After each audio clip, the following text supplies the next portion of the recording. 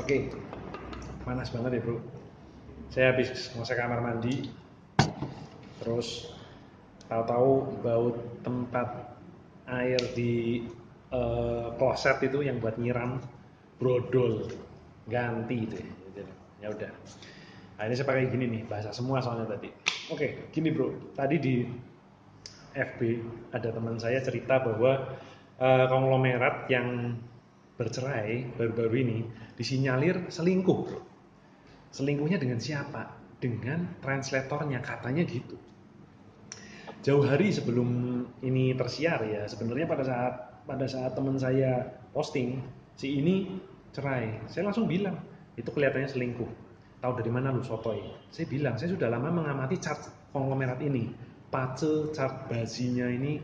Kalau yang sesuai dengan yang Sifu Moko ajarkan ya, guru saya ya, Sifu Moko dan Sifu Dr. Iwan yang memberikan ilmu-ilmu itu PJ itu pada saya melihat bahwa yang bersangkutan ini tertekan oleh pasangannya.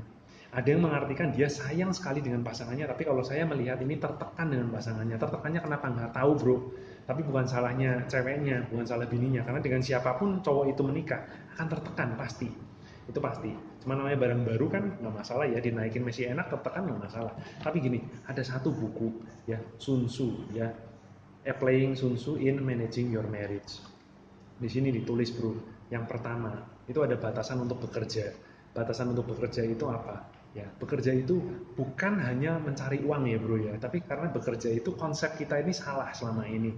Konsep kita mikirnya bekerja hanya cari uang, enggak, ya kan? Melayani orang lain, kita aktif dalam agama, kita aktif dalam misalnya gereja atau melayani sosial orang-orang lain itu adalah bekerja.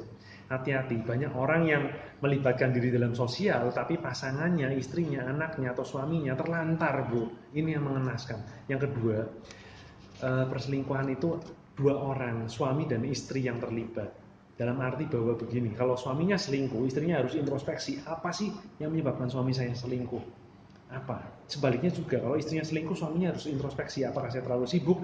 Ya kan, karena di sini ditulis batasan untuk bekerja. Ya, itu harus, dan komunikasi. Karena apa? Kalau pasangan kita selingkuh, sebenarnya kita tahu bro, dari body language-nya, dari apanya segala macam. Karena perselingkuhan itu bertahap, tidak langsung, tidak spontanitas, tidak seperti orang kalau main PSK lain. Ya, berzinah, berselingkuh itu beda. Ya, meskipun saling overlapping. Dan yang satu lagi, ini kita harus tahu bahwa komunikasi ya, selain itu ya, dan kemudian ada satu hal lagi dalam yang harus diperhatikan ya, kita jangan pernah menceritakan semua hal dalam kehidupan kita yang nggak kepake pada pasangan, ngerti ya? Karena itu akan menimbulkan paranoid.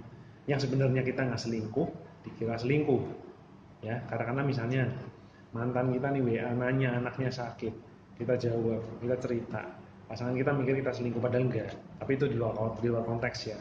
Tapi yang penting di sini adalah kalau seseorang lelaki yang kaya dan istrinya minta cerai, ini biasanya karena adanya wanita lain. Yang pertama itu. Nah, saya berpikir begini bro, orang ya selingkuh karena ada ikan atau ada keju yang disodorkan ke dia nih. Tikus disodorin keju pasti dimakan kan. Nah, gimana sih caranya supaya keju-keju ini nggak mendekat ke kita? Ya, jangan kelihatan tajir. Lelaki itu kalau kelihatan melarat, selamat bro, selamat. Kenapa? Cewek nggak doyan. 99% cewek deketin lelaki yang sudah menikah itu karena faktor uang. Nggak mungkin karena ganteng. Ya kan? Lu lihat kan, banyak orang cowok-cowok ganteng pada nggak laku. Ya kan? Zaman gua dulu cari cewek susah banget, nggak laku. Padahal kegantengan gua zaman dulu kan jauh daripada sekarang kan. Pasti lebih ganteng dulu. Tapi nggak laku bro. Kenapa? Melarat. Pakai motor. Bukan melarat sih sebenarnya. Menurut gua sih gua kaya. Tapi menurut mereka gua nggak kaya karena pakai motor doang. Ngerti ya? Jadi nggak ada yang mau. Ingat, jangan sampai kelihatan kaya, ya. Tapi menjadi kaya itu bagus, tapi jangan terlihat kaya untuk melindungi. Itulah kenapa ada salah satu nabi berkata, lelaki tidak boleh memakai perhiasan emas, bro. Kenapa? Zaman dulu banyak rampok, takutnya dibunuh kan, dirampok. Tapi melindungi diri dari lawan jenis.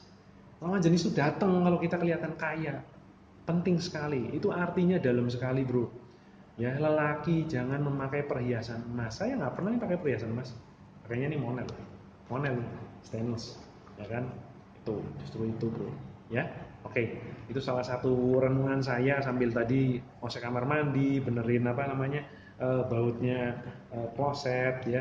Itu saya merenung, kenapa sih bisa terjadi kayak gini? Lelaki kaya kok bisa pisah sama istrinya gugat cerai kenapa? Nah, ternyata begitu.